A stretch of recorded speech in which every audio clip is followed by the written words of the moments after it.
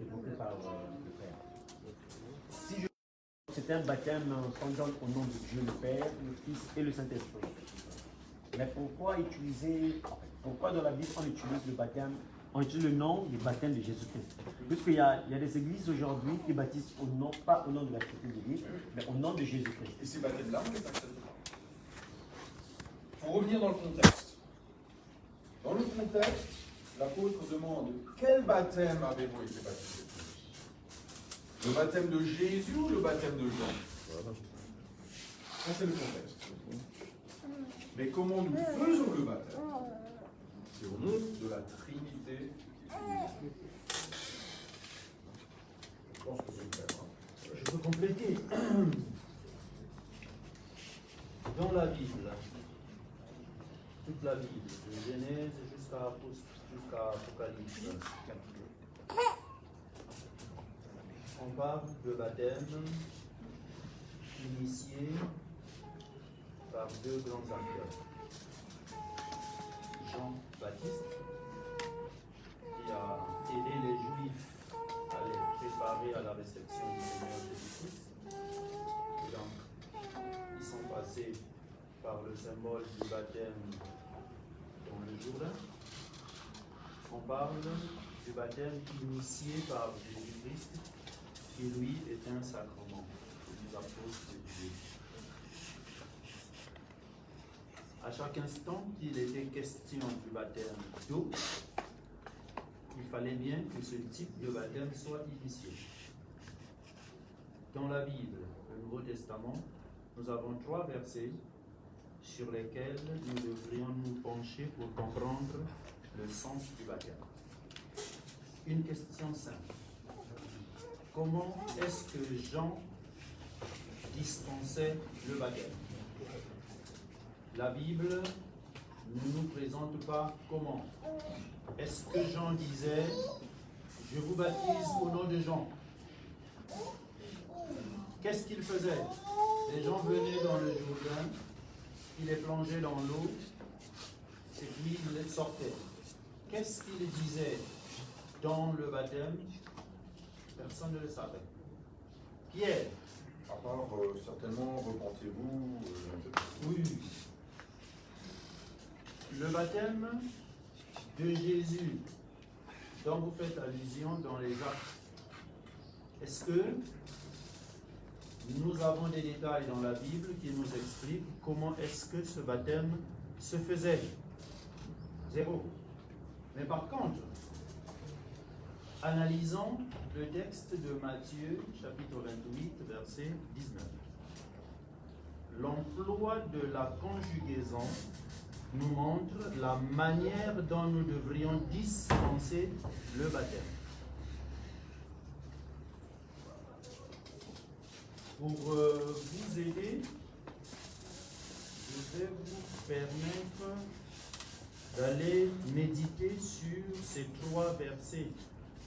Matthieu chapitre 28, verset 19. Vous lisez quelques versets avant, quelques versets après. Actes chapitre 2, verset 38. Vous lisez quelques versets avant, quelques versets après. Actes chapitre 19, verset 5. Vous lisez quelques versets après, quelques versets avant. Lisons 28, 19. Allez. Faites de toutes les nations des disciples. Virgule. Les baptisants. Terminaison ANT. Au nom du Père, du Fils et du Saint-Esprit. Ici, la formulation nous dit comment vous allez former les disciples. Comment vous allez former les disciples? En les baptisant au nom du Père, du Fils et du Saint-Esprit, et enseignez-leur à observer tout ce que je vous ai prescrit. En accomplissant ces éléments, vous formez des disciples.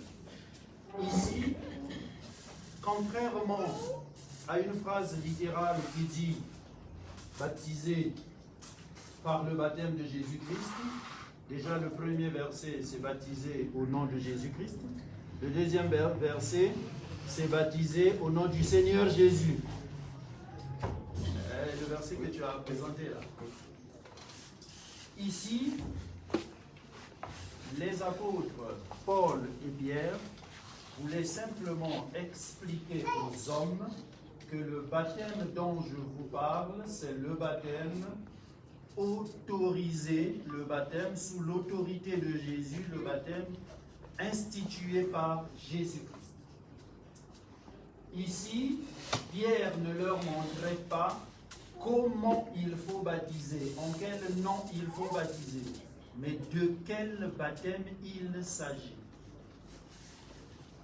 Lorsqu'on dit au nom de, ça veut dire que l'acte est posé sous l'autorité de, sous la permission de, sous l'initiation de.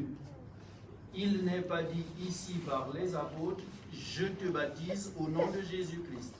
Mais par contre, dans la phrase du Seigneur Jésus-Christ, il montre la manière en les baptisant. D'accord? Va laver les enfants en les plongeant dans l'eau. Va nourrir les enfants en leur donnant du riz. On te donne une orientation, mais aussi on complète la manière dont il faut réaliser l'orientation. On est bien d'accord? Donc le baptême de Jésus-Christ, c'est effectivement, ou le baptême au nom de Jésus-Christ, c'est effectivement le baptême que le Seigneur Jésus-Christ a institué. Contrairement au baptême de Jean. Mais cela ne veut pas dire que c'est un baptême qui se réalise au nom du Seigneur Jésus-Christ. Vous lirez tous les versets bibliques, vous voyez bien que le Seigneur Jésus-Christ n'a jamais voulu se mettre en avant. Il nous présentait toujours le Père. Jamais il se mettait en avant. Quand il réalise un miracle, il dit c'est le Père. Quand on le présente comme bon, comme grand, il dit non, non, non, je ne suis pas bon, je ne suis pas grand, c'est le Père. Donc déjà, dans l'attitude du Seigneur Jésus-Christ, il ne se mettait pas lui-même en avant, il présentait toujours le Père. On ne pouvait pas imaginer que le Seigneur Jésus-Christ enseigne aux apôtres de baptiser en son nom. Ce serait se désolidariser de la Trinité divine. Donc le baptême de Jésus-Christ, c'est bien le baptême initié par lui, sous son autorité. Mais comment est-ce que ce baptême de Jésus-Christ se donne ou se dispense au nom de la Trinité divine? Maintenant, si vous voulez la longue version, notre évêque peut vous faire toute une journée sur les sacrements. Longue version. À nous obéir.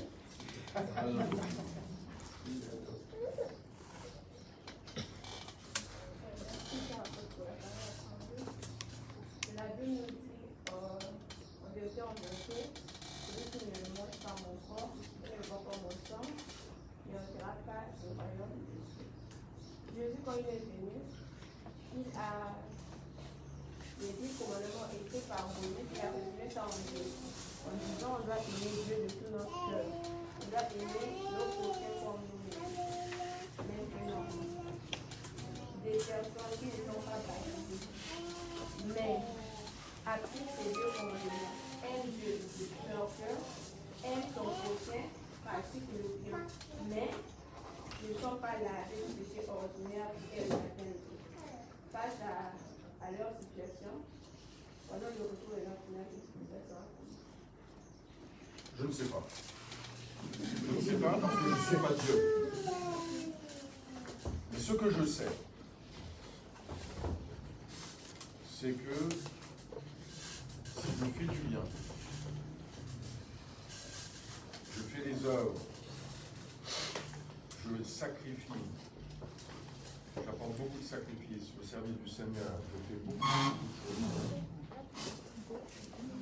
Je ne pourrais jamais prétendre avoir fait assez pour recevoir le salut. C'est pour ça que la Bible nous enseigne, et Jésus l'a dit, ils ne pourront pas être sauvés par nos œuvres. Il n'y en a qu'un qui était parfait. Exactement. Ils seront sauvés par la grâce. Mais si j'ai la foi et que je n'ai pas les œuvres de la foi, ma foi est morte. Comme l'a dit Jacques. Donc personne ne peut prétendre, l'apôtre l'a précisé tout à l'heure, quand il est venu, il a dit bon maître, il n'y a qu'un qui est bon, c'est Dieu. Évidemment, Jésus était parfait aussi. Il est resté parfait. Mais il voulait montrer l'être humain ne sera pas parfait. Tu ne peux pas, en tant qu'être humain, Jésus était le seul, vivre d'une telle manière que tu puisses mériter le salut. Donc effectivement, pour nous, nous serons sauvés, pas par nos actes, pas par notre mérite, mais par la grâce de Jésus. Et le prérequis pour recevoir sa grâce, vous l'avez rappelé, ce sont les sacrements. Connaître d'eau et d'esprit, et manger le corps et boire le sang de Jésus. C'est-à-dire avoir communion avec lui. Maintenant, quelqu'un qui fait toutes ses œuvres, mais qui n'a pas les sacrements, est-ce qu'il sera sauvé au jour de Jésus, au jour du retour de Jésus? Le chemin que Jésus a tracé ne montre pas qu'eux seront sauvés à ce moment-là. D'un autre côté, Jésus a donné la grâce aux criminels à côté de lui. Il n'a pas dit viens, descends, je te baptise, je te donne le don du Saint-Esprit d'abord. Il a dit tu seras dans le paradis. C'est-à-dire qu'aujourd'hui, il fait partie de ceux qui attendent Jésus pour son retour, comme nos bien-aimés qui nous ont déjà devancés dans la foi. Est-ce qu'il a fallu qu'ils soient baptisés et scellés lors d'un service divin pour les défunts? Je ne le sais pas. Ça, c'est l'histoire de Dieu. Dieu a toute autorité, lui peut décider. Il a montré, voilà le chemin. Et s'il dit, toi qui es là-bas, je t'accorde ma grâce aussi. Ça, c'est son affaire. C'est sa souveraineté. Mais nous nous focalisons, le salut, c'est participer au retour de Jésus. C'est le salut pour ceux qui se préparent pour le retour de Jésus. Mais tous les autres, et ceux qui ne participeront pas au jour du retour de Jésus, ils auront encore l'opportunité au jugement dernier. Et toute l'histoire, c'est nous préparons pour servir parfaitement avec Jésus dans le ministère de paix, pour donner l'opportunité à tous de recevoir le même salut que nous.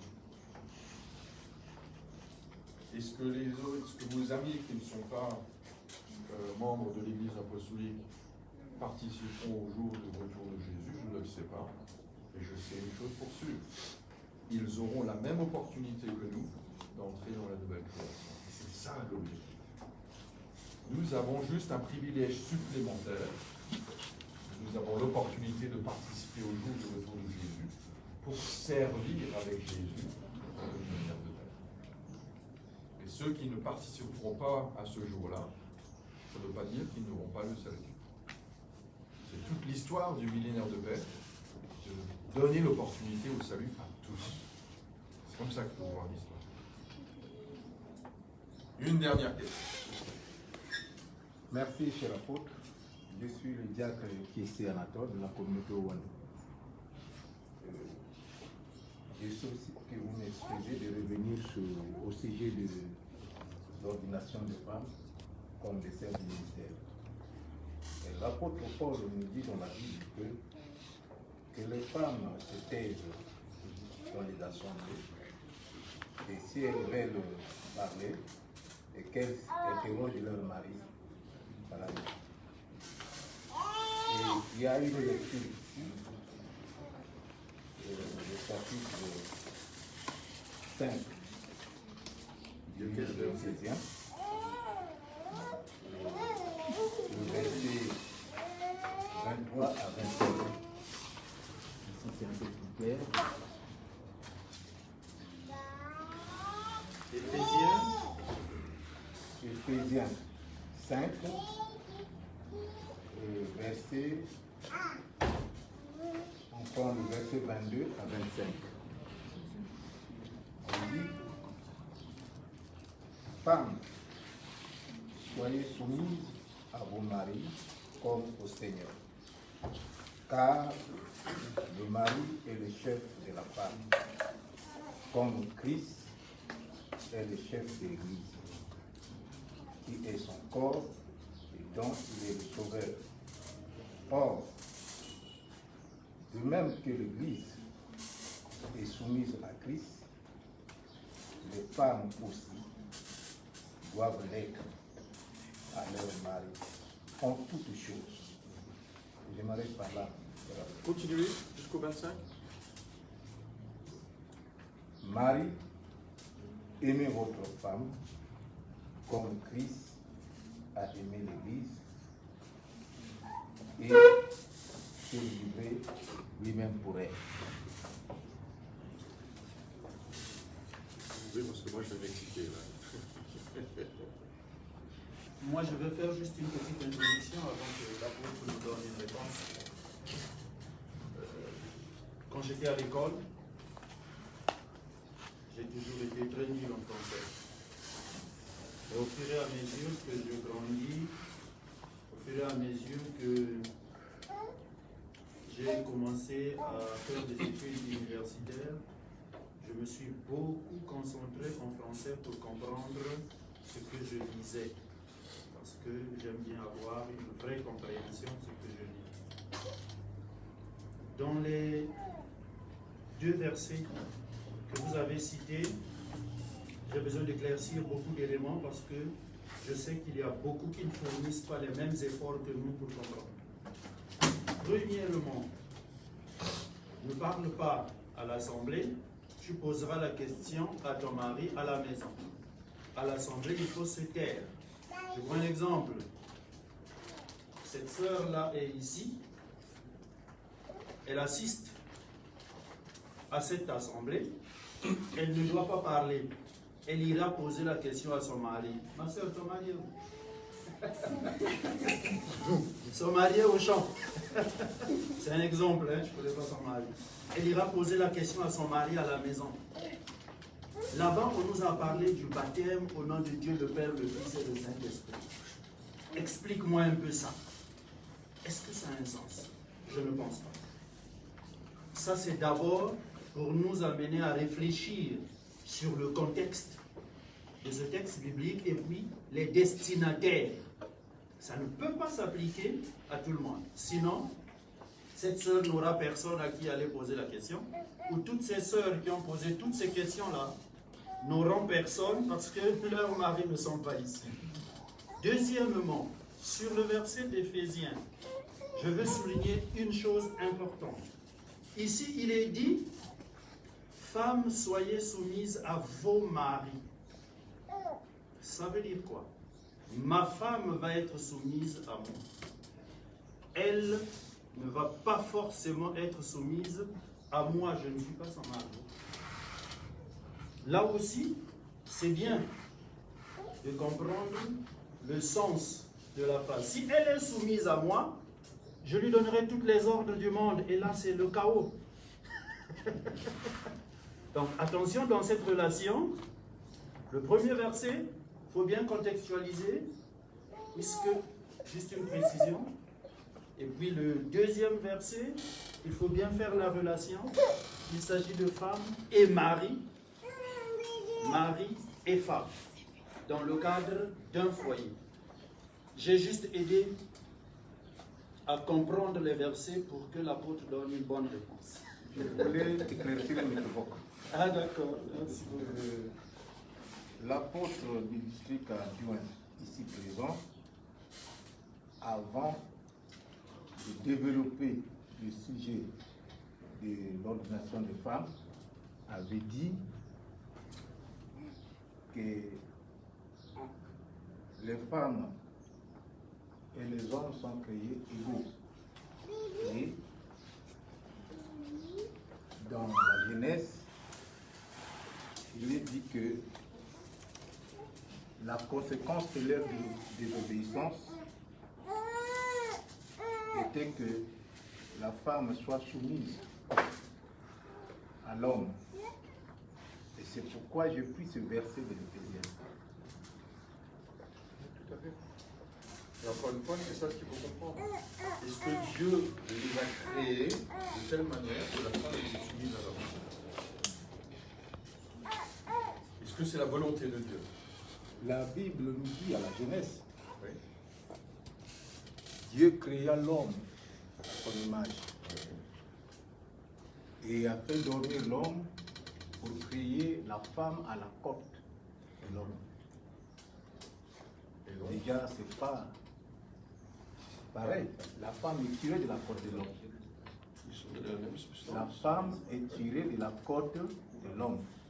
Et ça donne. Mais l'homme n'est pas tiré de la côte de la femme. L'homme a été formé autrement. Et à l'image de Dieu. Ah, donc la femme n'est pas à l'image de Dieu.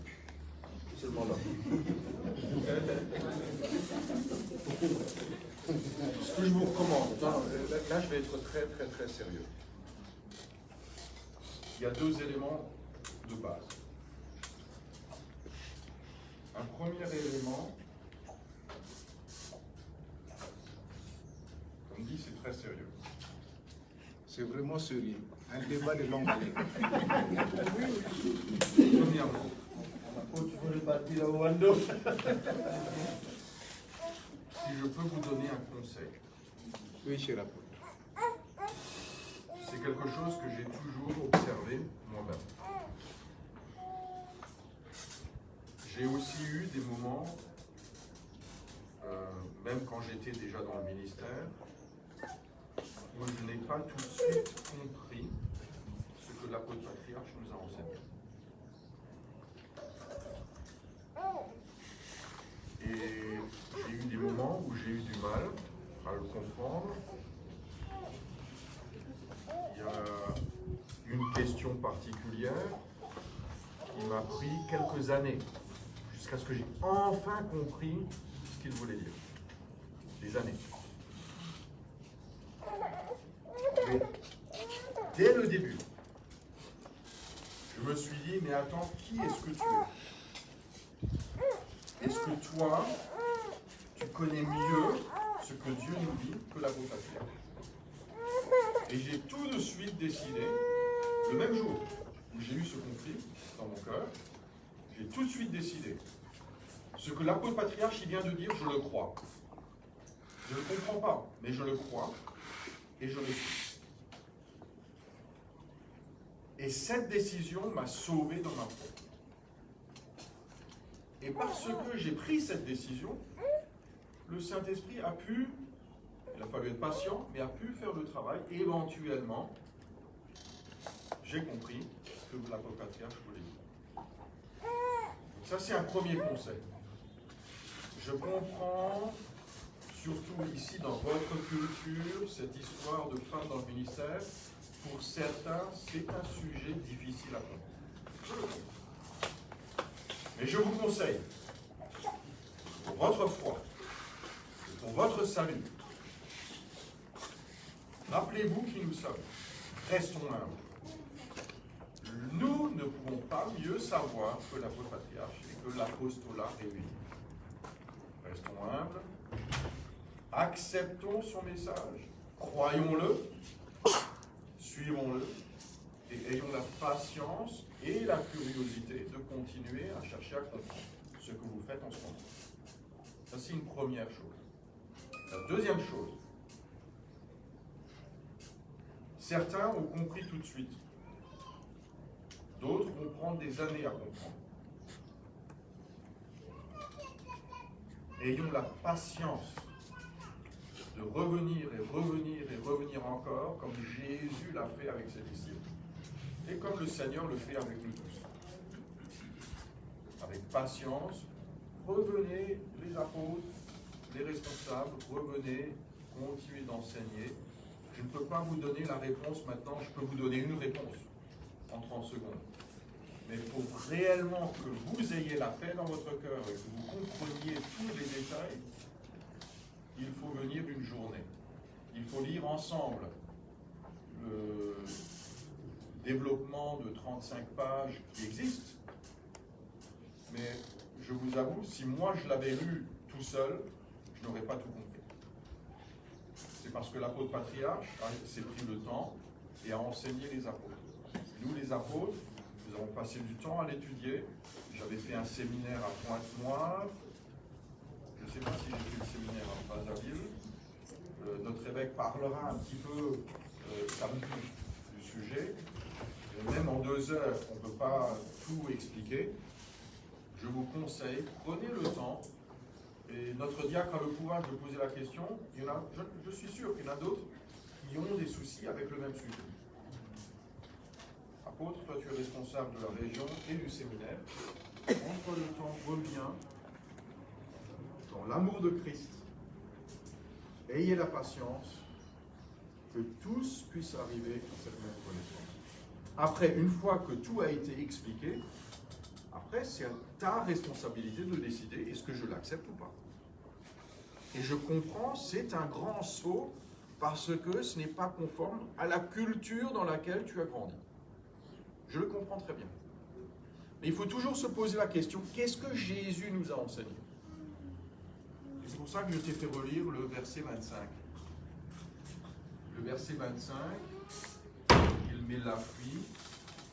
Si toi tu veux dominer ta femme, parce que la culture te dit, dans ta culture tu domines ta femme, eh bien fais-le selon l'enseignement de Jésus.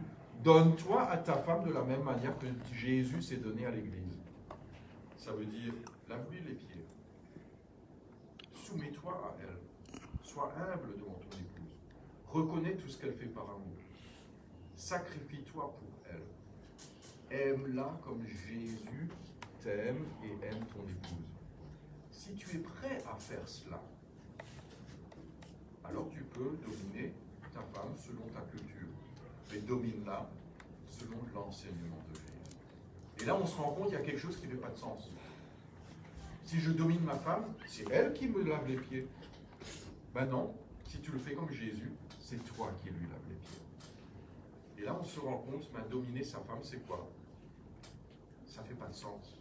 Nous sommes égaux, nous aimons les uns les autres comme Jésus nous aime. Et là, quand on grandit dans cet amour et dans cette compréhension, il n'est plus question de dominer, il est question simplement de faire comme Jésus, de se servir mutuellement. C'est pas facile à comprendre, mais il faut, si tu prends littéralement, il faut tout lire. Et tout lire dans le contexte de ce qu'on lit. Et ce verset-là est conforme à l'enseignement de Jésus. Aimez-vous les uns les autres, servez-vous les uns les autres. Jésus a montré sa toute-puissance quand il a lavé les pieds de ses disciples. Il s'est soumis, il s'est humilié. Et il a montré, même toi qui vas me dénoncer, je m'humilie devant toi, je t'aime, je veux ton salut. On va en rester là. Je sais que ça ne répond pas à toutes tes questions, mais prenez-vous le temps. Et ça, c'est vraiment un appel que je vous lance. Ayez la patience, soyez animés du même amour de Christ pour ramener chacun à cette bonne compréhension. Mais c'est aussi ta responsabilité. Prends, partagez, faites en sorte que tous les serviteurs et tous ceux, les jeunes, tous ceux qui sont intéressés, aient accès à l'écrit de l'Église qui donne toutes les explications. Et c'est vrai que certaines sont complexes à comprendre. Donc ça prend du temps. C'est une responsabilité personnelle d'étudier cela. Si ça t'intéresse réellement, prends-toi le temps de l'étudier et l'apôtre t'aidera. D'accord? Merci, monsieur l'apôtre. Oui, vas-y. La patience, il vaut la peine d'avoir la patience. Juste une autre chose, juste pour souligner ce que l'apôtre vient de dire. Les apôtres, les premiers disciples, quand Jésus avait dit qu'il avait toujours dit des choses parlantes, les gens ont été parfois bouleversés par ce qu'il avait dit. Et une fois, il a dit, il faut manger mon corps et boire mon sang.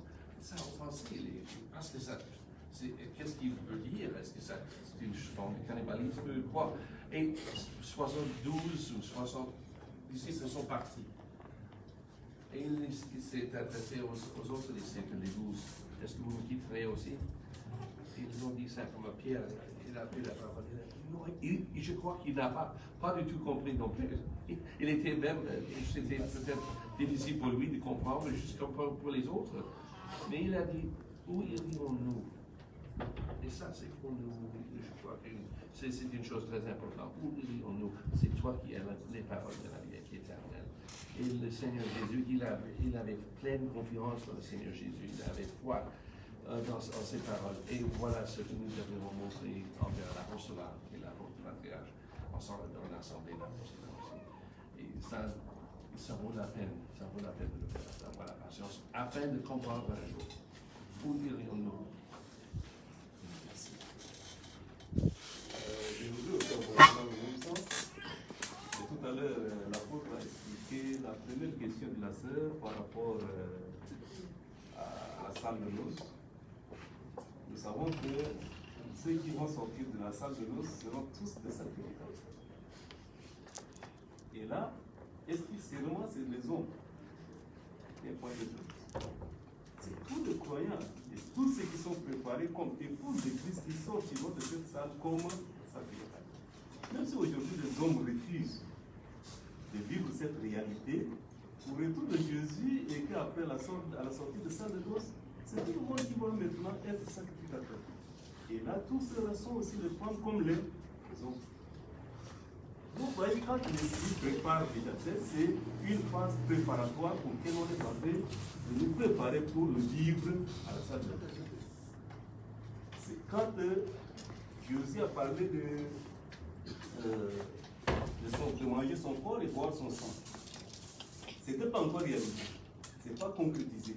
C'est plus tard qu'il a pris le pain, il a pris le verre pour symboliser que voilà, c'est ça mon corps, c'est ça mon sang. Et ceux qui ont compris, la chose c'est bien. Aujourd'hui également, quand on dit les hommes, les femmes vont aussi être des ministres, c'est difficile à comprendre. Mais quand les 3 ans et demi vont passer, nous allons se rendre compte, les femmes qui ne doivent pas annoncer l'évangile là, qui sont en train de témoigner Jésus-Christ. Vous voyez, l'Esprit, Dieu, l'agir de Dieu, personne ne peut faire. Mais nous devons l'accepter tel que c'est parti. Et lui-même agira pour que le résultat soit fiable. Ne vous inquiétez pas. Quand on va se poser des questions beaucoup sur ce point, nous serons de perdre la foi.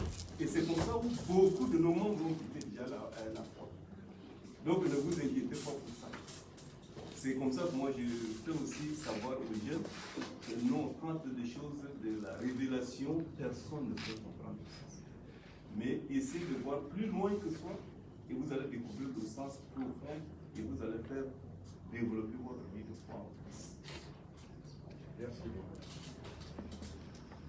On va s'arrêter là parce que sinon, vous savez, le jour viendra, quand Jésus reviendra, il nous transformera. Nous aurons l'esprit totalement conforme à la volonté de Dieu. Ça veut dire que nous n'aurons qu'un seul désir, c'est de faire la même chose que Dieu est fait. De vouloir la même chose que Dieu est fait. Mais nous aurons aussi un nouveau corps. Le corps que Jésus avait quand il est ressuscité. Si aujourd'hui déjà nous avions ce corps, nous pourrions rester là jusque ce soir et puis on serait à Brazzaville. Malheureusement, il y a 7 heures de route qui nous séparent de Brazzaville aujourd'hui avec ce corps-là. Donc il va falloir qu'on vous quitte. Mais c'est avec un pincement au cœur. On aimerait tous beaucoup rester ici avec vous. Et je vous remercie du fond du cœur pour votre chaleureux accueil déjà depuis hier soir. C'était bien agréable. J'espère que nous aurons l'opportunité bientôt de nous revoir. Les jeunes, je pense, lors de la prochaine journée nationale de jeunesse, peut-être à Pointe-Noire dans quelques années, on verra. On en discutera avec des apôtres. J'espère vous voir tous là-bas. Et entre-temps, merci les uns pour les autres. Je souhaite beaucoup de joie au sein de la jeunesse. Et continuer d'avoir envie d'apprendre. Plus on connaît, plus on comprend, plus on sait comment se préparer pour le retour de Jésus. Le retour de Jésus, veux être avec Jésus et je veux que mon prochain soit avec lui aussi. Et c'est ça ce qui nous anime. Ne vous inquiétez pas. Jésus vous prendra avec lui. On va clore par la prière. Vous avez entendu l'apôtre Touizabé hier soir. Vous avez entendu l'apôtre Jassira un petit peu ce matin. L'apôtre Azor, si on t'a entendu aussi un petit peu? Un tout petit peu. Bon. Vous avez aussi entendu un petit peu l'évêque. Vos évêques, vos apôtres, un petit peu, pas beaucoup. D'accord. Je vais vous confier la responsabilité de choisir parmi les évêques et les apôtres qui est-ce que tu aimerais qu'il fasse la prière.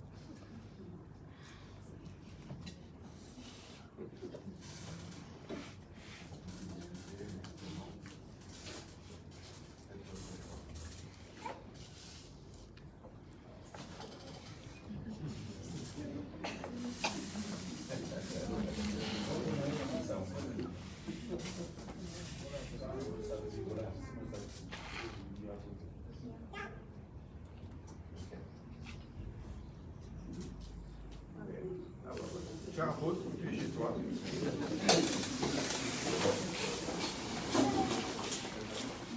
Prions. Bon et tendre Père Céleste, Dieu Tout-Puissant, toi qui es plein de grâce, plein d'amour, toi qui nous as choisis, tu nous as établis et tu nous assistes dans l'exercice de la mission que tu as confiée à tes serviteurs. Seigneur, merci, nous sommes réjouis et nous sommes dans la joie de recevoir notre apôtre de 17 Kadjoua qui a béni toute la région en sa présence avec toute la délégation. Seigneur, hier nous avons été avec toi au cours du service divin où, Seigneur, tu as donné la bénédiction à ceux qui se sont approchés à toi, la bénédiction de confirmation. Après cela, Seigneur, tu as émaillé le disciple de Oesso à tes serviteurs. Tu nous as donné 2 prêtres et aussi un diacre. Et nous voici aujourd'hui ici dans cette salle où tu as entretenu les jeunes sous l'impulsion du Saint-Esprit par ton serviteur, notre apôtre de disciple adjoint. Seigneur, c'est un échange merveilleux où les jeunes du district de Oesso ont posé plusieurs questions dans un seul objectif, de comprendre la volonté salvifique de notre Seigneur Jésus-Christ et de demeurer dans l'Église et de se préparer en vue du retour de notre Seigneur Jésus-Christ. Maintenant, l'heure est arrivée où, Seigneur, ton serviteur, notre apôtre, va devoir repartir à Brazzaville pour la suite de sa mission et sa délégation. Maintenant, Seigneur, que les anges se tiennent à nos côtés, que, Seigneur, fasse réussir également le retour afin que, Seigneur, sa mission soit une réussite parfaite. Bon Père Céleste, Dieu Tout-Puissant, nous avons un seul désir, c'est de rester fidèle à toi, afin que ton œuvre puisse aller de l'avant. Maintenant, bénis tous les enfants de Dieu et tous les serviteurs. Et Seigneur, fais au-delà de ce que nous pourrons exprimer en certaines paroles, et garde-nous dans l'unité avec l'apostolat. Et nous te demandons ceci, Seigneur, avec l'humilité au nom de Jésus. Amen. Amen. Merci beaucoup. Et un bon retour aussi à ceux d'entre vous qui êtes venus de loin. Merci. Merci. Merci beaucoup, c'était très bon. Merci pour les bonnes questions. Merci beaucoup. Nous reviendrons pour vous alimenter. Posez toujours beaucoup de questions pour mieux comprendre notre doctrine. Ça va vous aider à être sûr et confiant dans votre position dans la foi néo-apostolique. Moi, j'ai besoin d'avoir une photo avec les jeunes de Owando. Ils sont où? Venez, venez, venez, venez. Cher apôtre, il y a la lumière là-bas placée. La lumière là-bas. Ah. On a dit Owando sur le Owando.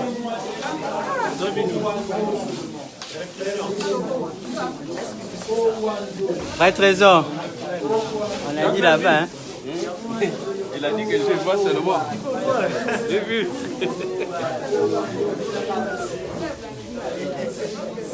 La communauté Rwanda maintenant beaucoup de jeunes.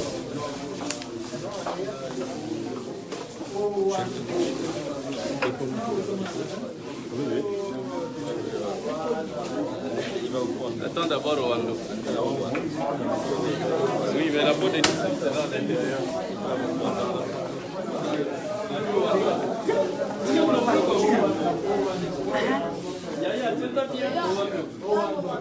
Il y a le photographe derrière, s'il vous plaît.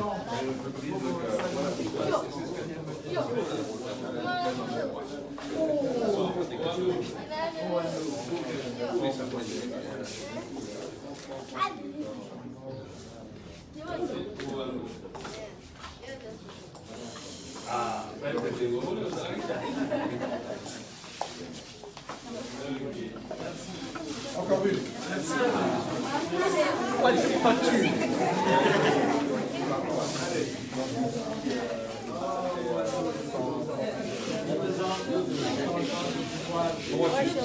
Tu peux gagner comme ça.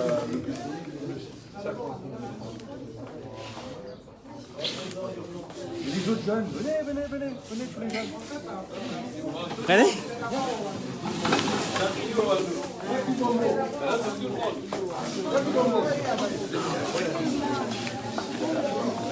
Oh, tu as raté. Si on peut s'approfondir, bien sûr, on peut s'approfondir, ça sera mieux. Moi, je dois rentrer, hein. C'est après.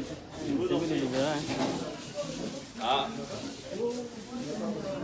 Et vous allez tenter d'attendre que je vienne aussi après. Prends le temps.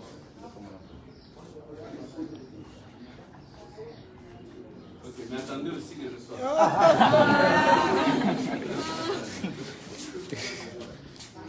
Sinon, on va dire que je n'étais pas là.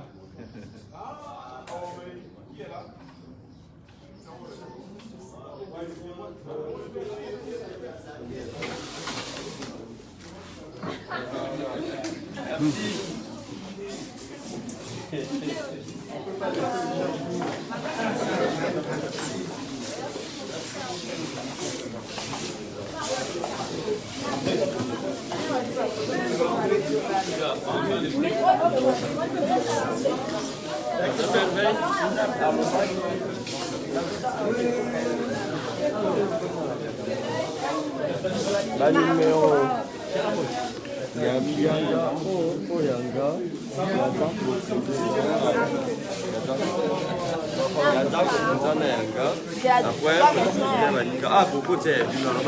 Regarde, à la reste, il n'y a pas de match. mais tu peux cliquer après tu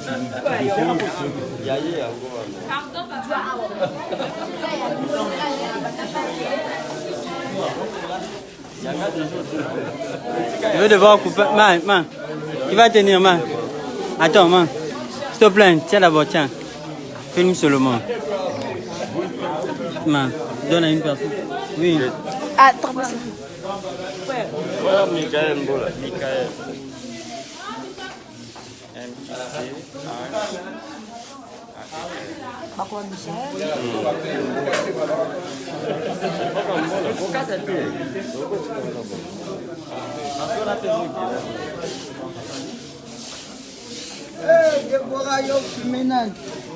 Vous allez à Mossène, c'est bon. Bonjour les continents. Nga? Dans quelle chaîne? Dans Facebook, WhatsApp. Bah toi, moi, là, yo, maintenant, tu vas comment vous en direct? Bah, la soeur Elsa, hein? La numéro. Et alors, on a quand même le message. La soeur Maputu. après, tu nous montres que tu as un zappé. Mais. Stylo.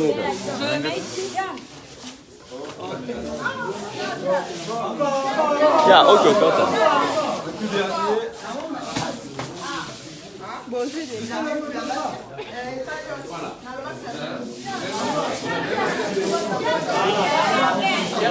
Merci beaucoup.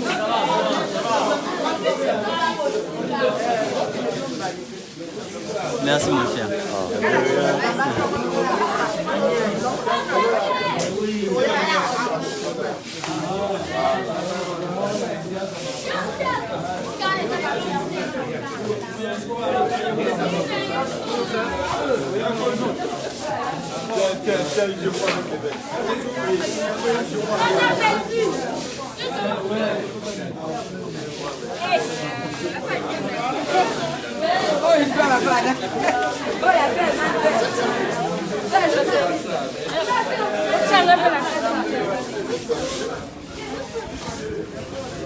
Vraiment fait plaisir.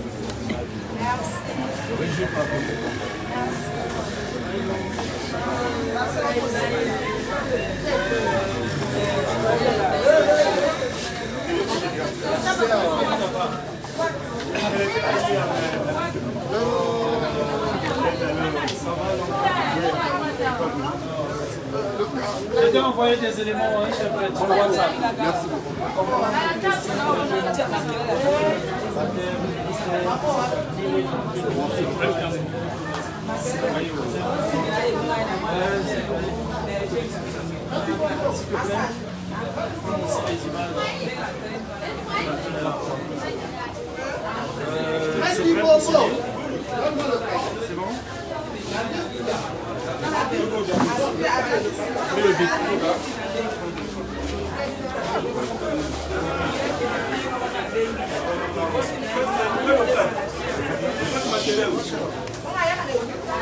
C'est bon?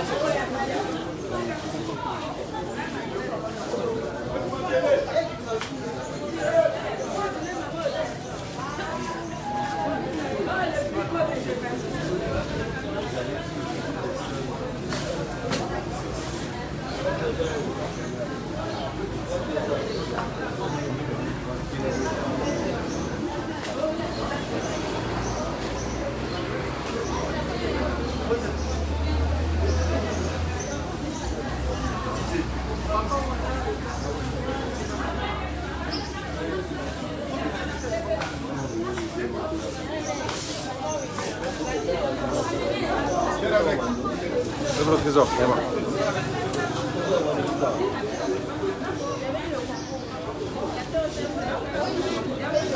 Sur photo bien.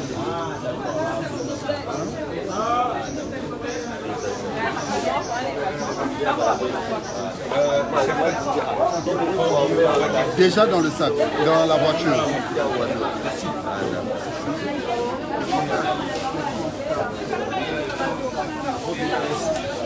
Il faut arranger, il aurait pas. Il faut